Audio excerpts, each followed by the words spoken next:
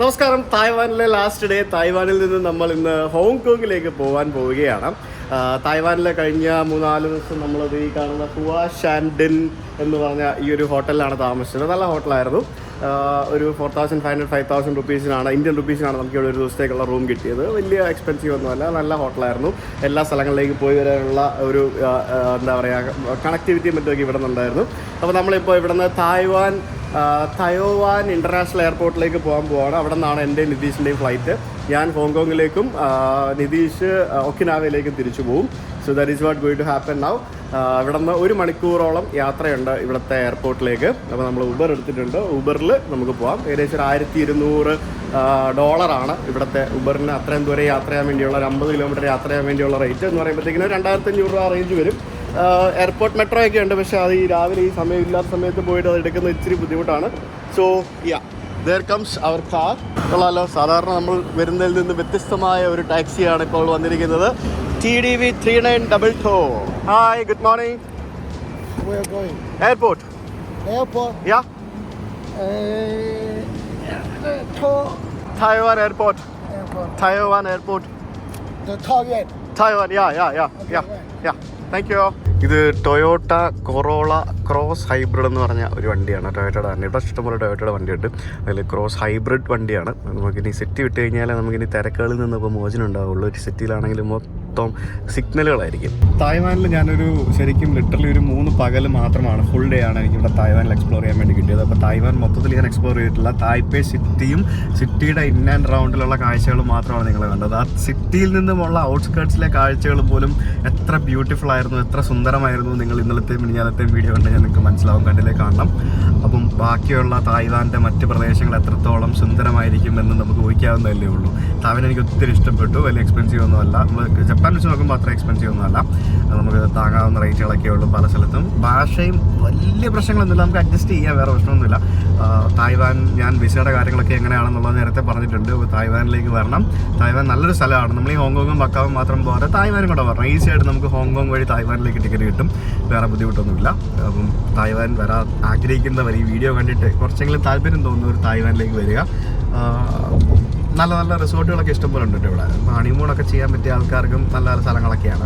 ഫുഡൊക്കെ നമ്മൾ കുറച്ച് കോംപ്രമൈസ് ചെയ്യണം എന്നുള്ളത് മാത്രമേ ഉള്ളൂ, വേറെ പ്രശ്നമൊന്നുമില്ല.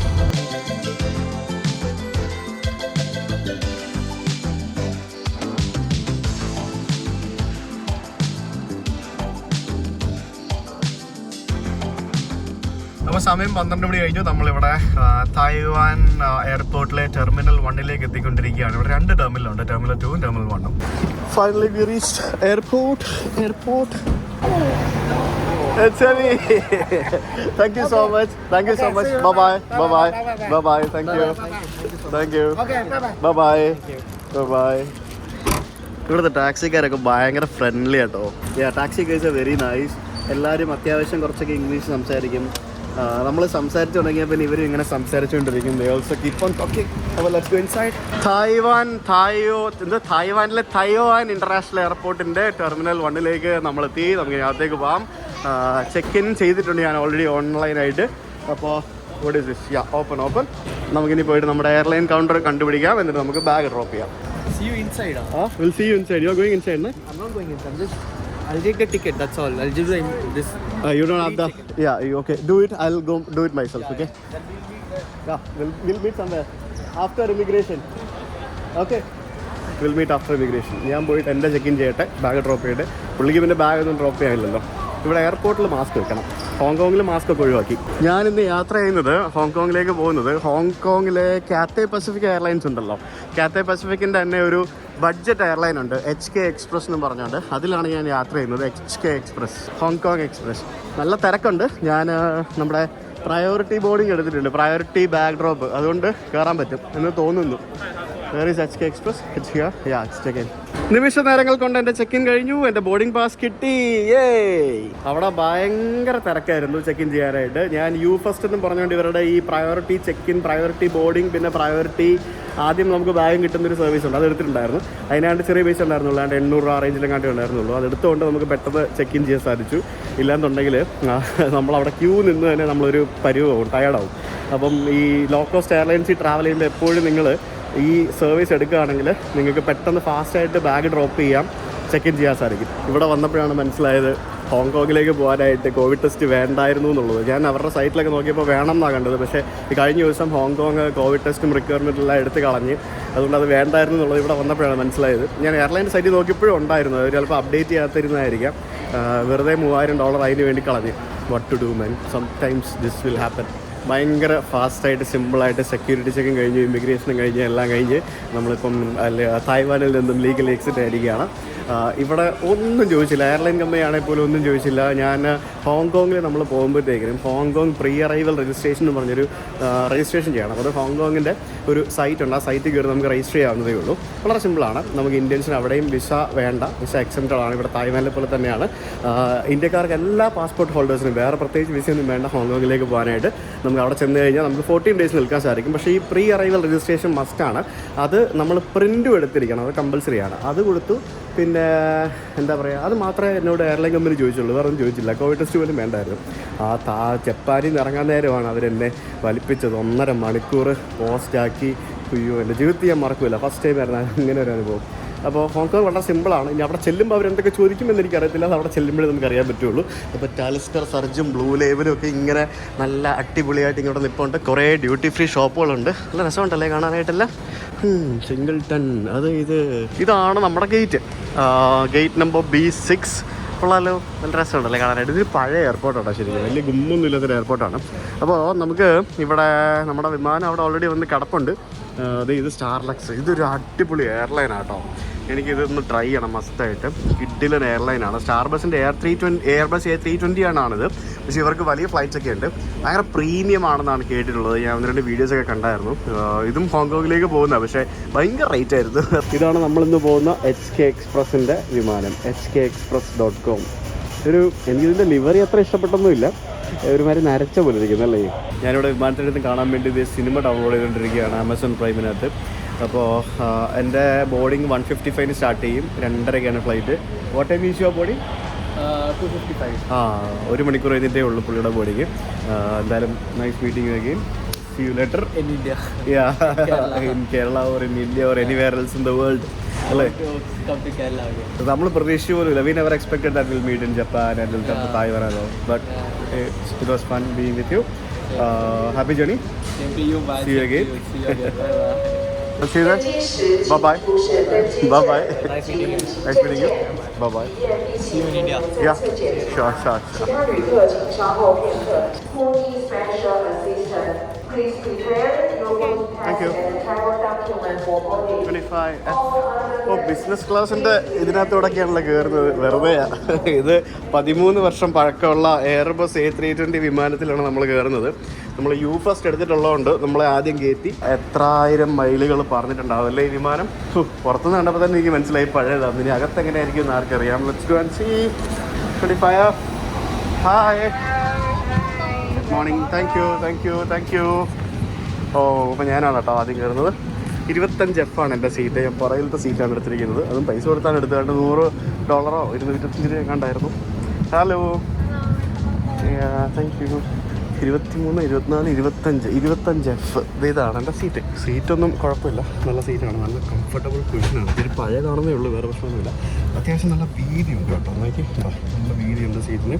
പിന്നെ ചാര് നോട്ട് ബാഡ് എന്ന് പറയാൻ പറ്റുമെന്ന് വെച്ച് കഴിഞ്ഞാൽ കുഴപ്പമില്ല, അത്യാവശ്യം നല്ല ചാരുണ്ട്. പിന്നെ ഇതാണ് ട്രേ, അത് വലിയ ട്രേ ആണ്. പിന്നെ ഇവരുടെ എന്തോ ബുക്കോ സംഭവങ്ങളൊക്കെ വെച്ചിട്ടുണ്ട്.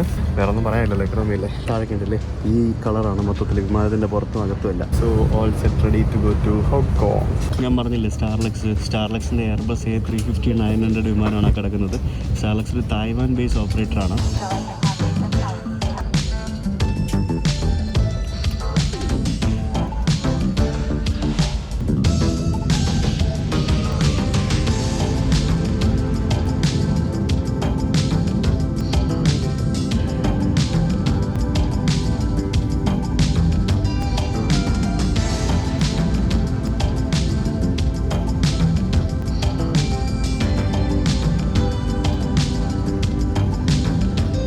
നമ്മൾ ഹോങ്കോങ് ലാൻഡ് ചെയ്തു.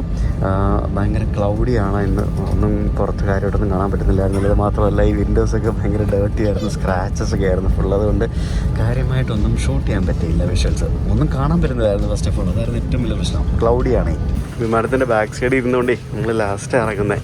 സഹീർ ഭായി ഓൾറെഡി ലാൻഡ് ചെയ്തിട്ടുണ്ടാവും, പുള്ളി ഏകദേശം ഈ സമയത്ത് തന്നെ ലാൻഡ് ചെയ്യുമെന്നാണ് പറഞ്ഞത്. എനിവേ നമ്മൾ ഹോങ്കോങ്ങിലേക്ക് ഇറങ്ങാൻ പോവുകയാണ് സുഹൃത്തുക്കളെ. യെസ്, ഹോങ്കോങ് നിങ്ങളെ സ്വാഗതം ചെയ്യുന്നു. ഇമിഗ്രേഷൻ എല്ലാം കഴിഞ്ഞ് ഞാനിവിടെ ഒന്നും പറയണ്ട, ഇമിഗ്രേഷൻ എല്ലാം കഴിഞ്ഞ് ഞാനിവിടെ എത്തിയപ്പോഴത്തേക്കിനും എല്ലാം എൻ്റെ ഫ്ലൈറ്റിൽ വന്ന എല്ലാവരും ബാഗൊക്കെ കളക്ട് ചെയ്ത് പോയി കഴിഞ്ഞിരുന്നു എന്നാണ് എനിക്ക് തോന്നുന്നത്. എനിക്കറിയില്ല, ഇവിടെ ആൾക്കാരും കാണുന്നില്ല. എൻ്റെ ബാഗ് ഫസ്റ്റ് വരുന്നതുകൊണ്ട് തന്നെ നമുക്ക് ഇവിടെ ആദ്യമേ ഇതിപ്പം കൂടെ വന്ന് കിടപ്പുണ്ട്. സോ മഞ്ഞക്കിളി വരൂ, കുറച്ച് കാര്യങ്ങൾ പറയാനുണ്ട്. ഞാൻ അകത്ത് പോയിട്ടില്ല, പുറത്തിറങ്ങിയിട്ട് ഞാൻ പറയാം. സഹീർ ഭായി ലാൻഡ് ചെയ്തിട്ടുണ്ട്, കേട്ടല്ലേ, പ്രയോറിറ്റി. അങ്ങനെ ഞാൻ എയർപോർട്ടിൻ്റെ പുറത്തിറങ്ങി വന്നു. അറൈവൽ പഴയ എയർപോർട്ടാണ്, എന്താ പറയുക, വലിയൊരു ചാമൊന്നും ഫീൽ ചെയ്യുന്നില്ല എയർപോർട്ടിൽ വന്ന് നടക്കുമ്പോഴത്തേക്കിനും. ഫസ്റ്റ് തിങ് എനിക്ക് ചെയ്യേണ്ടത് ഭക്ഷണം കഴിക്കണം. സഹീർ ഭായി ലാൻഡ് ചെയ്തിട്ടുണ്ട്, പുള്ളി ഇമിഗ്രേഷനിലേക്ക് പോയിക്കൊണ്ടിരിക്കുകയാണെന്നാണ് പറഞ്ഞത്. ഞാൻ ഇന്നൊന്നും കഴിച്ചിട്ടില്ല. I need to have some food. അതിനുശേഷം വേറെ എന്താ പരിപാടി എന്ന് വെച്ച് കഴിഞ്ഞാൽ കുറച്ച് പൈസ എക്സ്ചേഞ്ച് ചെയ്യണം. പിന്നെ സിം ഒന്നും എടുക്കുന്നില്ല, കാരണം ഇവിടെ ആകെ 2 ദിവസമേ ഉള്ളൂ. So not taking SIM. Immigration experience പറയണ്ടേ, ഞാൻ പറയാട്ടോ.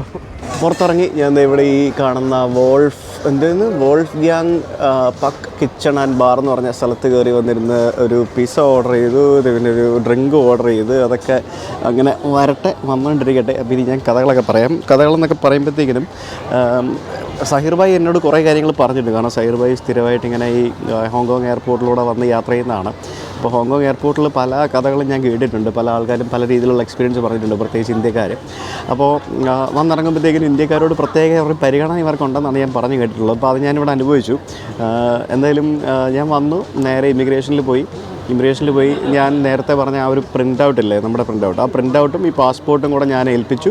പിന്നെ അതായത് നമ്മളിവിടെ വരുന്നതിന് നമുക്ക് കിട്ടുന്നൊരു പെർമിറ്റാണ്, ആ പെർമിറ്റ് ഈ പാസ്പോർട്ടും കൂടെ ഞാൻ ഏൽപ്പിച്ചിട്ട് പുള്ളി ആ പ്രിൻ്റ് ഔട്ട് സ്കാൻ ചെയ്ത് പാസ്പോർട്ടൊക്കെ ഒന്ന് വെരിഫൈ ചെയ്ത് കഴിഞ്ഞ് നോക്കിയപ്പോഴത്തേക്കിനും പുള്ളിക്ക് എന്തോ അതിനകത്ത് എന്തോ മാച്ച് ആവാത്ത പോലെ എനിക്ക് ഫീൽ ചെയ്തു.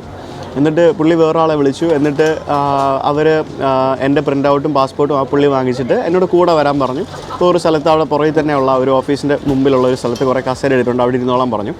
എന്നിട്ടൊരു 2-3 മിനിറ്റ്സ് കഴിഞ്ഞപ്പോഴത്തേക്കിനും പുള്ളി വന്നു.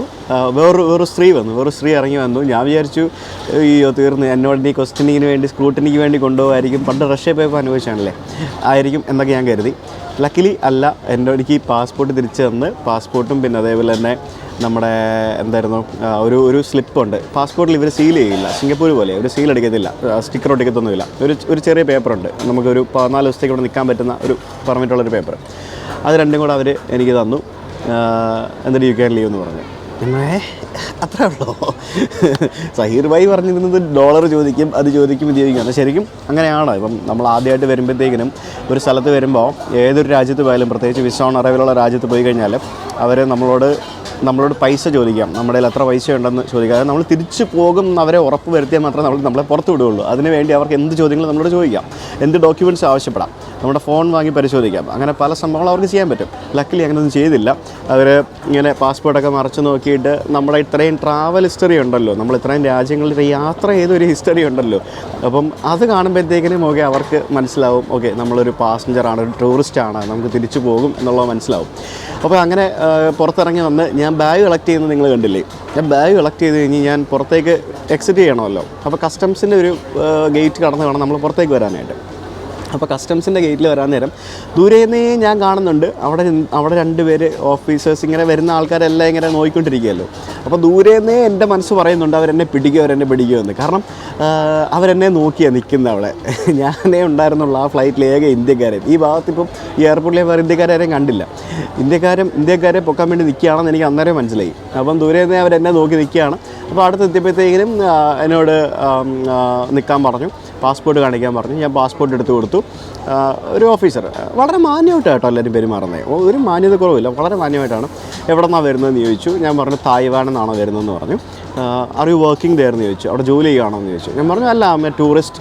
ഓ you are a tourist coming from Taiwan, okay where are you going next? ഞാൻ പറഞ്ഞു I am going to China.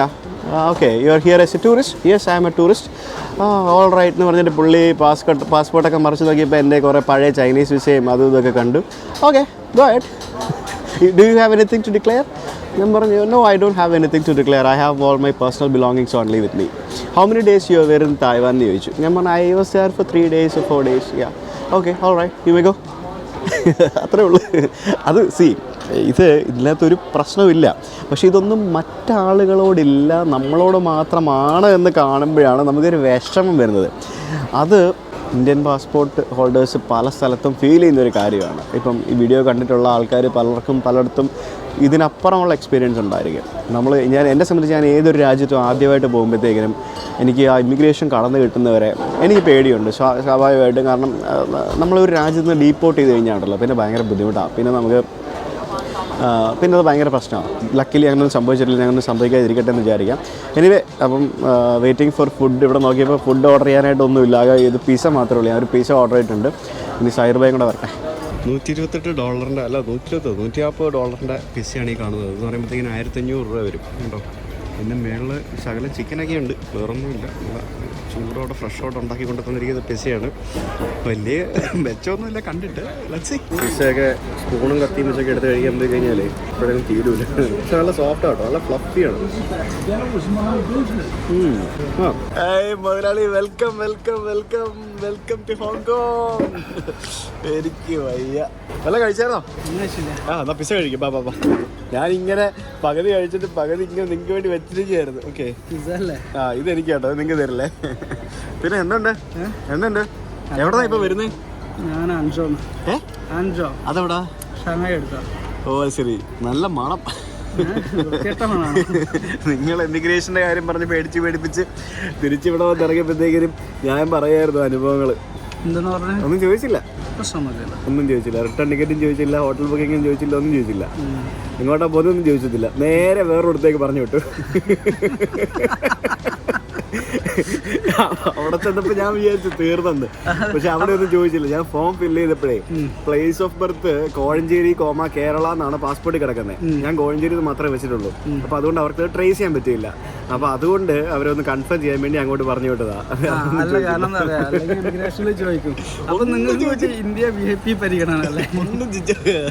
പക്ഷെ കസ്റ്റംസുകാർ പിടിച്ചിട്ട് ചോദിച്ചു എന്താ എവിടെന്നാ വരുന്നതെന്നൊക്കെ ചോദിച്ചു. എനിക്കും സെയിം മിസ്റ്റേക്ക് പറ്റി. അതായത് ഹോങ്കോങ്ങിൽ വരുന്ന ഒരു പ്ലേസ് ഓഫ് ബർത്ത് കൊടുക്കുമ്പോൾ നിങ്ങളുടെ പാസ്പോർട്ടിൽ എന്താണോ കുത്തും കോമയും അതേപോലെ തന്നെ കൊടുക്കണം. എൻ്റെ ഇതിൽ കോഴഞ്ചേരി, കേരള എന്നുണ്ടായിരുന്നു. പക്ഷേ ഞാൻ കോഴഞ്ചേരി എന്ന് മാത്രമേ കൊടുത്തിട്ടുണ്ടായിരുന്നുള്ളൂ. അപ്പോൾ അതുകൊണ്ട് അവർക്കൊരു കൺഫ്യൂഷൻ ഉണ്ടായി, അത്രേ ഉള്ളൂ, വേറെ ഒന്നുമില്ല. അല്ല, ഹോങ്കോങ്ങിൽ വരുമ്പോൾ എന്താ പറയുക, ഇപ്പം നിങ്ങൾ തായ്വാനിൽ വരുന്നതുകൊണ്ടാണ് ശരിക്കും 90% അവർ മോണിറ്റർ ചെയ്യും. അപ്പോൾ കൃത്യമായിട്ടുള്ള ഡോക്യുമെന്റ്സ് അതില്ലെങ്കിൽ ഹോട്ടൽ ബുക്കിംഗ്, റിട്ടേൺ ടിക്കറ്റ്, എല്ലാ ഡീറ്റെയിൽസും വേണം. അല്ലെങ്കിൽ ഭയങ്കര പാടാണ്. കാരണം ഒരുപാട് ആൾക്കാരെ ഇവിടുന്ന് ഡീപ്പോർട്ട് ചെയ്യുന്നുണ്ട്. ഒരുപാട് എൻ്റെ സ്റ്റാഫിനെ മുന്നേ ഡീപ്പോർട്ട് ചെയ്തിട്ടുണ്ട്. ഒരുപാട് ആൾക്കാർ ഡീപ്പോർട്ട് ചെയ്തിട്ടുണ്ട്. അപ്പോൾ ഞങ്ങൾ ഇനി അടുത്ത കാര്യങ്ങളൊക്കെ പ്ലാൻ ചെയ്തിട്ട് ഇനി അങ്ങോട്ട് കുറേ ദിവസം ഞങ്ങൾ ഒരുമിച്ചുണ്ട്. എങ്ങോട്ടൊക്കെ പോകണം, എവിടെയൊക്കെ പോകണം, ഇനി എവിടെ ഇരുന്ന് വേണം പ്ലാൻ ചെയ്യാനായിട്ട് ഞാൻ പിന്നെ പറയാം. ഇതാണ് ഇവിടുത്തെ കറൻസി കണ്ടോ. Government of the Hong Kong special administrative region എന്നാണ് എഴുതിയിരിക്കുന്നത്. ഇത് $10 ഈ കാണുന്നത്. $10, ഇത് $20, പിന്നെ ഇത് $100, പിന്നെ ഇത് $500. $500 എന്ന് പറയുമ്പോൾ നമ്മുടെ ഏകദേശം 5500-5000 രൂപ വരും കണ്ടോ. അയ്യോ, $500 വരെയുള്ള നോട്ടുകൾ ഇവർക്കുണ്ട് കണ്ടോ. ഇവിടെ നമ്മൾ പുറത്തേക്ക് ഇറങ്ങി വരുമ്പോഴത്തേക്കിനും ഇവിടെ നമുക്ക് ഇവിടെ എയർപോർട്ട് മെട്രോ കണക്ടിവിറ്റി ഉണ്ട്, MRT എന്ന് പറഞ്ഞിട്ട്. അതേപോലെ തന്നെ ഇവിടുന്ന് ചൈനയിലേക്കും മക്കാവുലേക്കും ഒക്കെ പോകുന്ന ഫെറി സർവീസുകളുണ്ടാവും. അപ്പോൾ നമ്മളിപ്പോൾ മെട്രോ എടുക്കുന്നില്ല. മെട്രോ എടുക്കാതെ നമ്മൾ നേരെ ടാക്സി എടുക്കാൻ വേണ്ടിയാണ് തീരുമാനിച്ചിരിക്കുന്നത്. നമുക്ക് നോക്കാം എവിടെയാണ് ടാക്സി കിട്ടുക എന്നുള്ളത്. ഇതുണ്ടോ, പുതിയ ടെക്നോളജിയാണ്. പെട്ടി തന്നെ പോകുന്നത് കണ്ടോ. ഞാൻ ഒന്നും ചെയ്യണ്ട, തന്നെ പൊക്കോളും. ഇറക്കമായതുകൊണ്ട് കുഴപ്പമില്ല, ഒന്ന് ഗൈഡ് ചെയ്ത് വിട്ടാൽ മാത്രം മതി. കണ്ടോ, ആ സിമ്പിൾ അല്ലേ. നമ്മളെ തന്നെ ഫോളോ ചെയ്യുന്ന പെട്ടികളൊക്കെ കിട്ടുമെന്നാണ് പറയുന്നത്. അർബൻ ടാക്സി ഉബറിൻ്റെ റേറ്റ് തന്നെ കേട്ടോ. നമ്മളിവിടെ ടാക്സി ഇൻഫർമേഷൻ കാർഡെന്നും പറഞ്ഞുകൊണ്ടൊരു സംഭവം കിട്ടി. $195 നമുക്ക് ഹോട്ടലിൽ പോകാമെന്നാണ് പറഞ്ഞത്. ഇവിടെ 2 കളർ ടാക്സി ഉണ്ട്. ഒന്ന് പച്ച കളർ ടാക്സി, ഒന്ന് ചുവന്ന കളർ ടാക്സിയും, ചുവപ്പ് റെഡ്. അപ്പോൾ പച്ച കളർ ടാക്സിയിൽ നമുക്ക് ടാക്സി ഇവിടെ സിറ്റിയിലേക്ക് പോകാം. വേർ ഇസ് എ ടാക്സി ചേട്ടാ, പ്ലീസ് കമോൺ. ഇവിടെ നമ്മുടെ നാട്ടിലെ പോലെ തന്നെ റൈറ്റ് ഹാൻഡ് ഡ്രൈവ് ആണ് കേട്ടോ. ഹോങ്കോങ് പഴയ ബ്രിട്ടീഷ് കോളനി ആയിരുന്നല്ലോ. So okay, yes, ready. ഇവിടുത്തെ ഒരു ഹോങ്കോങ് ടാക്സിയിലാണ് നമ്മളിപ്പോൾ നഗരത്തിലേക്ക് പോകുന്നത്. ഒരു പഴയ ഒരു ടൊയോട്ട ടാക്സിയാണ്. കാറിൻ്റെ അതേ ബ്രാൻഡിൻ്റെ വണ്ടി ഓടിക്കുന്ന ചേട്ടനുണ്ട്. ചേട്ടൻ നല്ല അടിപൊളിയായിട്ട് വണ്ടി ഓടിക്കുന്നുണ്ട്. വന്ന് കയറിയപ്പോൾ തന്നെ മാപ്പ് ഇടുന്ന ദൃശ്യമാണ് നിങ്ങൾ കണ്ടത്. ആൻഡ് ഇനിയിപ്പോൾ നമുക്ക് ഹോങ്കോങ് നഗരത്തിലെ കാഴ്ചകൾ കാണാൻ പറ്റുമോ എന്ന് ചോദിച്ചു കഴിഞ്ഞാൽ നേരം ഇരുട്ടി തുടങ്ങി. സമയം ഇപ്പോൾ 6 മണിയായി. What is your name? Name? Your name? Timpudong. Huh? Timpudong. Timpudong. 你名字是什么，老板？啊？你名字？ Mince. Huh? Tin Kin Kyong. Okay. Tin Kin Kyong. You are from Hong Kong? Hong Kong? Hong Kong. Hong Kong. Okay. പുള്ളിക്ക് ഭാഷ ഒട്ടും അറിയില്ല എന്നാണ് എനിക്ക് തോന്നുന്നത്. പേരെന്ന് പറഞ്ഞത് പോലും പുള്ളിക്ക് മനസ്സിലായില്ല.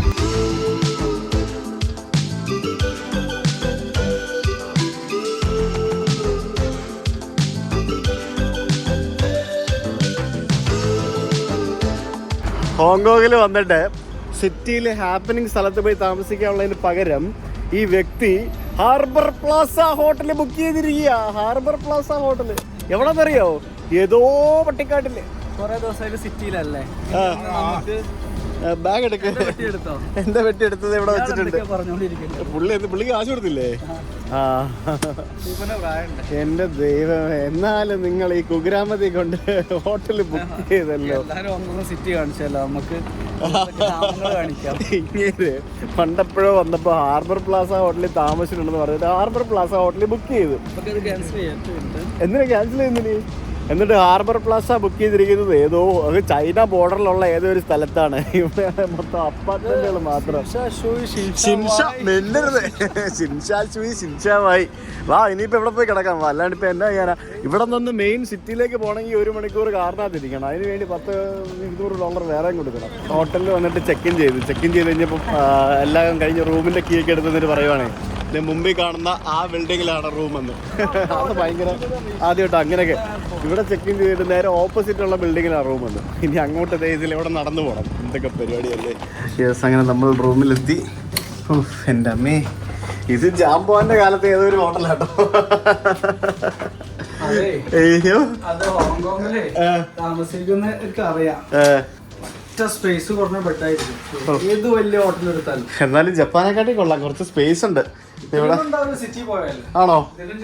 ട്വിൻ ബെഡാണ്, പിന്നെ ഒരു TV ഉണ്ട്. ഇതെന്തത്? അലമാരിയാണ്. ലോക്കറൊക്കെ ഉണ്ട്. എൻ്റെ അമ്മ ഇവിടെ ചൂടാക്കാൻ വേണ്ടി ഓവനൊക്കെ വെച്ചിട്ടുണ്ട്. അയ്യോ, ലൈറ്റൊക്കെ ഓഫ് ആയല്ലോ. Yes, this the bathroom. ഇതാണ് ബാത്റൂം. ആ ടബൊക്കെ ഉണ്ട് മുതലാളി, കിടന്ന് വിളിക്കാം.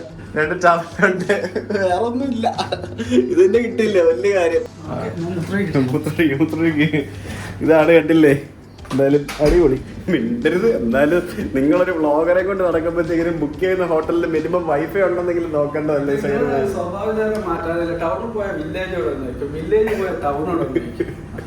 ഞങ്ങൾ താമസിക്കുന്ന ഹോട്ടൽ റൂമിൽ വൈഫൈ ഇല്ല ഗൈസ്. വൈഫൈ വേണമെങ്കിൽ താഴെ റിസപ്ഷനിൽ പോകുന്നത്. എൻ്റെ ജീവിതത്തിൽ ആദ്യമായിട്ടാണ് ഇത്രയും കാശ് കൊടുത്ത് താമസിക്കുന്ന ഒരു ഹോട്ടലിൽ റൂമിൽ വൈഫൈ ഇല്ല എന്ന് പറയുന്നത്. പിന്നെ ഞാൻ trip.com എടുത്ത് നോക്കിയപ്പോഴാണ് മനസ്സിലായത്. അതിൽ മെൻഷൻ ചെയ്തിട്ടുണ്ടായിരുന്നു വൈഫൈ അവൈലബിൾ എന്നും പറഞ്ഞത്. ഇല്ലെങ്കിൽ ഇപ്പം trip.com വിളിച്ച് പറഞ്ഞു കഴിഞ്ഞാൽ അവർ ക്യാൻസൽ ചെയ്ത് തരുമോ അല്ലെങ്കിൽ റീഫണ്ട് ചെയ്യുമോ എന്തെങ്കിലുമൊക്കെ ചെയ്യും. trip.com നല്ല അടിപൊളി ഒരു ആപ്പ് ആട്ടോ. ഏതാ ഫോണിൻ്റെ ഹോട്ടലിലൊക്കെ ഇല്ലേ trip.com. സഹീർ ഭായ് പറഞ്ഞിട്ട് ഞാൻ അത് യൂസ് ചെയ്ത് തുടങ്ങിയത്. നല്ല കിഡിൽ ആപ്പാണ്, ഭയങ്കര സപ്പോർട്ടാണ്. നിങ്ങൾക്ക് ഫാസ്റ്റായിട്ട് കാര്യങ്ങളൊക്കെ നടക്കും. ഞാൻ ഇപ്പോൾ ഡയമണ്ട് മെമ്പറായി, ഒരു ട്രിപ്പ് ചെയ്യാറായി. കിട്ടും മിക്കവാറും. അപ്പോൾ ഞങ്ങൾ ഫുഡ് കഴിക്കാൻ വേണ്ടി പോവാണ് പുറത്തേക്ക്. ചൈനീസ് ഫുഡ് കഴിക്കാൻ വേണ്ടി കൊണ്ടുപോകുന്നാണ് പറയുന്നത്. കഴിക്കേണ്ട ചൈനീസ് ഫുഡ് കഴിക്കാൻ കൊതിയായിരിക്കും. ഞാൻ എത്തിയത് ഇല്ല, ഇത് 8ആണല്ലോ. 950 ദിവസങ്ങൾക്ക് ശേഷം ഈ കഴിഞ്ഞ മാർച്ച് 1-ാം തീയതിയാണ് ഇവിടുത്തെ കോവിഡ് റൂൾസ് എടുത്തു കളഞ്ഞത്. മാസ്ക് വേണ്ട എന്നുള്ള റൂള്. ഞാൻ ജപ്പാനിലേക്ക് പോകുന്ന വഴി ഹോങ്കോങ്ങിൽ ഞാൻ ട്രാൻസിറ്റ് ചെയ്യുന്ന സമയത്ത് എയർപോർട്ടിൽ പോലും മാസ്ക് വെച്ചില്ലെങ്കിൽ $5000 ഫൈൻ ഉണ്ടായിരുന്നു. അതെ, അത് ഒഴിവാക്കി. അതായത് 950 ദിവസങ്ങൾക്ക് ശേഷം. ആലോചിക്കുക എത്ര നാളാണ്. ഇപ്പോഴും കോവിഡ് റെസ്ട്രിക്ഷൻസ് ഉള്ള സ്ഥലങ്ങളൊക്കെ ഉണ്ട്. ഞാൻ വെറുതെ 10,000-8,000 രൂപ കൊടുത്ത് തായ്വാനിൽ നിന്ന് 8,000 രൂപ കൊടുത്ത് ഞാൻ അതെനിക്കറിയില്ല. 8,000 രൂപ കൊടുത്ത് ഞാൻ തായ്വാനിൽ നിന്ന് കോവിഡ് ടെസ്റ്റ് എടുക്കാൻ ഇവിടെ വരാൻ വേണ്ടി 8,000 ഇന്ത്യൻ രൂപ. ആലോചിച്ച് നോക്കിയേ. എന്തോയിരുന്നു ആ കാശുണ്ട് എന്തോരം ബിരിയാണി വാങ്ങിച്ച് കഴിക്കായിരുന്നു. ചോദിച്ചില്ലല്ലോ. ചോദിച്ചില്ല. ഇവിടെ എയർപോർട്ടിൽ ചെന്നപ്പോൾ ആര് പറയുക ഇന്നലെ പോലെ വേണമായിരുന്നു, ഇന്ന് പോലെ വേണ്ട. പക്ഷേ അവരുടെ സൈറ്റിൽ നോക്കുമ്പോൾ റൂളുണ്ട്. ഇനി വേണ്ടെന്ന് പറഞ്ഞ് നിങ്ങൾ മെസ്സേജ് അയച്ചു. ഞാൻ വന്നു എയർപോർട്ടിൽ വന്നിട്ട് അവർ പറയാം കോവിഡ് ടെസ്റ്റ് വേണമെന്ന് പറഞ്ഞാൽ ആ സമയത്ത് എനിക്ക് കിട്ടത്തില്ല. കാരണം അപ്പോയിൻമെൻറ്റ് എടുത്ത് പോയാൽ മാത്രമേ കോവിഡ് ടെസ്റ്റ് എടുക്കാൻ പറ്റുള്ളൂ. എന്തിനാണ് വെറുതെ റിസ്ക് എടുക്കുന്നത്? ആകെപ്പാടെ 2 ദിവസമേ ഉള്ളൂ ഹോങ്കോങ്ങിൽ. അന്നേരം ഇപ്പം ഈ പറഞ്ഞ റിസ്ക് ഒന്നും എടുക്കാൻ പറ്റത്തില്ല. ഇവരൊക്കെ എവിടെ പോകുന്നതായിരിക്കും? രാത്രിയിൽ വീട്ടിൽ പോകുന്നതായിരിക്കും അല്ലേ? എന്തായാലും ഇഷ്ടംപോലെ ടൂറിസ്റ്റുകളുണ്ട്, അതെനിക്ക് മനസ്സിലായി. ഈ കാണുന്നതൊക്കെ അപ്പാർട്ട്മെൻ്റ് ആണ്. ഇത് ശരിക്കും ഒരു കൊച്ചു സിംഗപ്പൂർ പോലെ തന്നെയാണ് എനിക്ക് ഫീൽ ചെയ്തത്. റെസിഡൻഷ്യൽ ഏരിയ ആണ് കംപ്ലീറ്റ്. അതുകൊണ്ട് ഒരു ട്രാമൊക്കെ പോകുന്നുണ്ടോ ഇതിൻ്റെ റോഡിൻ്റെ മേളിലോട്ടുള്ള ട്രാം. അപ്പോൾ ഞങ്ങളിപ്പം ഇവിടെ അടുത്ത് 3 കിലോമീറ്റർ മാറിയുള്ളൊരു ഹോട്ടലിലാണ് ഫുഡ് കഴിക്കാൻ വേണ്ടി പോകുന്നത്. അപ്പോൾ നമ്മുടെ ഉബർ എത്തിയിരിക്കുകയാണ്. ടാക്സിയൊക്കെ ഓട്ടോമാറ്റിക് ഡോറാണല്ലോ, നമ്മളൊന്നും ഡോർ തുറക്കേണ്ട ആവശ്യമൊന്നുമില്ല. ഫൈനലി ഞങ്ങൾ ഈ റെസ്റ്റോറൻ്റാണ് സഹീർ ഭായ് തപ്പിപ്പിടിച്ച് വന്നിരിക്കുന്നത്. The best restaurant. എങ്ങനെ കയറുക? ചാടേണ്ടി വരുമോ? അപ്പുറത്തൂടെ കയറേണ്ടി വരും. ഇത് പുകയുന്നുണ്ടല്ലോ അകത്ത്, തീ എന്തൊക്കെയോ. The best restaurant. പോയി നോക്കാം. ചൈനീസ് ഫുഡ് ആയിരിക്കുമല്ലോ അല്ലേ? ഹലോ, ഇത് ചെറി ബ്ലോസം പൂക്കളൊക്കെ ഉണ്ട്. A small fish, half fish, And fish. and then also like And fish. this fish, okay? Maybe you can try this one. Okay, spicy. Okay. Is it many spicy? Is it? Okay. Okay. Thank you. Yeah. We add some sauce for you. This Okay. Vinegar. And this one is the soy sauce. Yeah, he make very well. പുള്ളി നല്ല മനുഷ്യൻ. വന്നപ്പോഴേ പറഞ്ഞു ഞങ്ങളുടെ menu ഒക്കെ Chinese ഭാഷയിലാണ്, ഞാൻ English നിങ്ങൾക്ക് പറഞ്ഞു തരാം എന്ന് പറഞ്ഞിട്ട് കുറേന്നൊക്കെ പറഞ്ഞു തന്നിട്ട് നോക്കിയപ്പോൾ കുറച്ച് കഴിയുമ്പോൾ മുതലാളി പുള്ളിയായിട്ട് പിന്നെ ചൈനീസ് സംസാരിക്കുന്നു. അവര് ദോസ്തുക്കളായി. ഡീസന്റ് ആണ്. ആദ്യം ഒരു ഫുഡ് കൊണ്ടുവന്നേരാം, അത്യാവശ്യം ബില്ലുണ്ട് ഇവിടെ. അത് കഴിഞ്ഞിട്ട് നിങ്ങൾ ഭക്ഷണം തീരുകയാണെങ്കിൽ അടുത്തത് അങ്ങനെ പറഞ്ഞു. ബില്ലുണ്ടെന്ന് പറഞ്ഞിട്ടില്ല, ഞാൻ ഉദ്ദേശം നമുക്കിപ്പോൾ കഴിക്കാൻ വേണ്ടിയുള്ള സോസ് പ്രിപ്പയർ ചെയ്യാണ്. ആ സോസ് പ്രിപ്പയർ ചെയ്യാൻ വേണ്ടിയുള്ള സാധനങ്ങളൊക്കെയാണ് ഇവിടെ കൊണ്ട് വെച്ചിരിക്കുന്നത്. ഇത് വെച്ചിട്ട് നമുക്കിവിടെ സോസ് പ്രിപ്പയർ ചെയ്യാം. എനിക്കും കൂടെ ഇടണം കേട്ടോ. എന്തോ ഒരു സംഭവം ഇവിടെ കൊണ്ട് വെച്ചിട്ടുണ്ട്. ഇതെന്താ സെർവ് ചെയ്ത് കൊണ്ട് വെച്ചേക്കണേ? ഫിഷാണോ? അത് തുറന്നു നോക്കി. ഇതാണ് നമ്മൾ പറഞ്ഞത്. ഇത് ലാച്ചോ ഷീ അല്ല, ഇത് നമ്മൾ ഉദ്ദേശിച്ച ചിക്കനാണോ? അല്ല കിട്ടോ? ഉദ്ദേശിച്ച ചിക്കൻ അല്ല കൈസ് വന്നത്, ഇത് വേറെന്താ സാധനമാണ്. ഒരു പാത്രത്തില് ചിക്കൻ ഇവിടെ കൊണ്ട് വെച്ചിട്ടുണ്ട്. എന്നിട്ട് അവരിത് നമ്മുടെ ടേബിളിൽ വെച്ച് ഇങ്ങനെ ഇളക്കിക്കൊണ്ടിരിക്കുകയാണ്. നല്ല സ്മെല്ല് കേട്ടോ, നല്ല മണമൊക്കെ ഉണ്ട് കേട്ടോ. അടിപൊളി.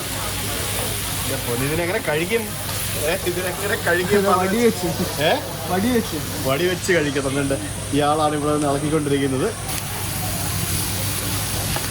അല്ല, ഇതെന്താ പിന്നെ ഇവർക്ക് അടുക്കള വെച്ച് ഷൂട്ട് ചെയ്ത്, അല്ല അടുക്കള വെച്ച് ഉണ്ടാക്കിയിട്ട് കൊണ്ടുവന്നിടായിരുന്നു. അതാ ലൈവ് കുക്കിംഗ്, ലൈവായിട്ട് നമുക്ക് കിട്ടുന്ന.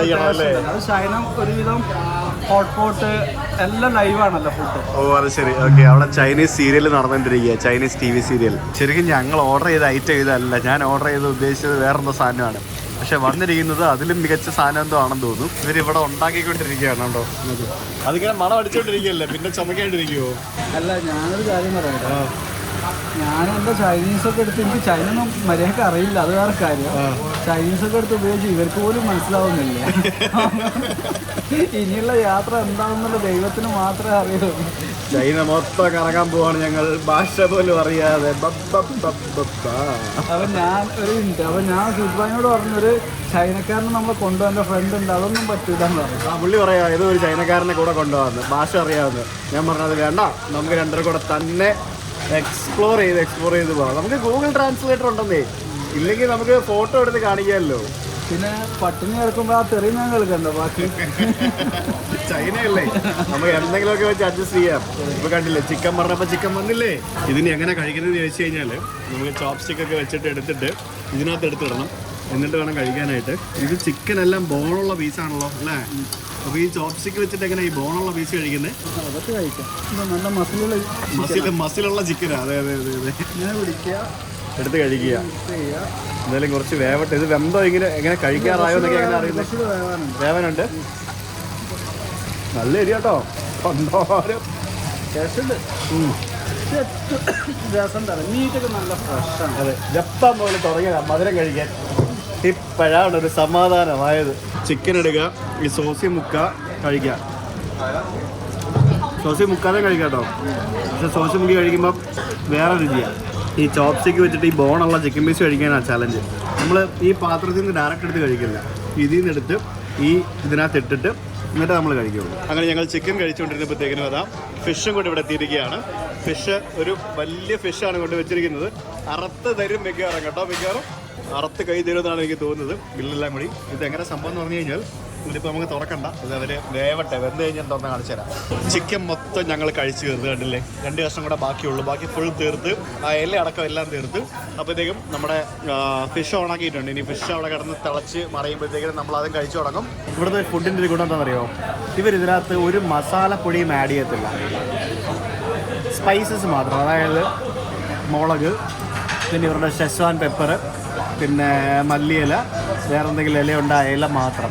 പിന്നെ നോക്കിയാൽ നിങ്ങൾക്ക് എന്തെങ്കിലും മസാലപ്പൊടി ആഡ് ചെയ്തിട്ടുണ്ടോ? ഒന്നുമില്ല, ഉണ്ടോ? അതാണ് മസാലപ്പൊടി ആഡ് ചെയ്യില്ല, പക്ഷേ സ്പൈസസ് മാത്രമേ യൂസ് ചെയ്യും. അതുകൊണ്ടാണ് നമുക്കിത് കുറേ കഴിക്കാൻ പറ്റുന്നതും നമുക്ക് വേറെ മത്ത് പിടിക്കാത്തതും. നമ്മളൊരു ബിരിയാണി കഴിച്ചു കഴിഞ്ഞാൽ നമുക്ക് മത്ത് പിടിക്കൂലേ, ഇല്ലേ? പക്ഷേ ഇത് ഇത്രയും കഴിച്ചാൽ നമുക്ക് മത്ത് പിടിക്കൂല. അതാണ് സഹീർ ഭായ് ചോപ്സ്റ്റിക്ക് വെച്ച് ചിക്കൻ കടിച്ചു പറിക്കുന്നത് എങ്ങനെയാണെന്ന് നമുക്ക് കാണാം. ഇതിലേക്കുള്ള കോൺസെൻട്രേഷൻ മാത്രമാണ്. കോൺസെൻട്രേഷൻ കളയണ്ട, കാണട്ടെ. ആ എല്ലുള്ള കഷ്ണം എങ്ങനെ കടിച്ചു പറിക്കുന്നതെന്ന് കാണട്ടെ. കണ്ടോ ആ കല കണ്ടോ? ആ ചോപ്സ്റ്റിക്ക് വെച്ച് ആ ചിക്കൻ കഴിക്കുന്ന കല നോക്ക് ഗൈസ്, നോക്കൂ. നല്ല ചൂടാണ്. There comes our fish, it's ready. And ഒരു സൈഡിൽ നിന്ന് തോണ്ടിയെടുത്ത് കഴിച്ചു തുടങ്ങണം. ബഹളം കണ്ടോ? ഇതാണ് ചൈന. ഈ ബഹളം എന്തെങ്കിലും ജപ്പാനിലുണ്ടായിരുന്നോ? ഇല്ലല്ലോ. നമ്മളിവിടെ കിടന്ന് അലച്ചാലും ആരും ചോദിക്കാൻ പറ്റത്തില്ല, കാരണം ഇവരെ അങ്ങനെയാ, അല്ലേ?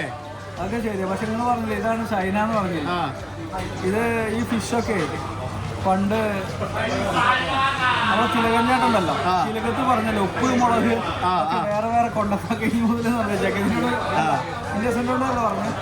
അപ്പൊ അതുപോലെ ഓർമ്മ വരുന്നു. ഇതൊരു ഫിഷ് പകുതിക്ക് വെച്ച് മുറിച്ചിട്ട് ഇങ്ങനെ കമത്തിയിട്ടിരിക്കുക. ഇത് കമത്തിയിട്ടാലേ നമുക്ക് പെട്ടെന്ന് കഴിക്കാൻ പറ്റുള്ളൂ കേട്ടോ.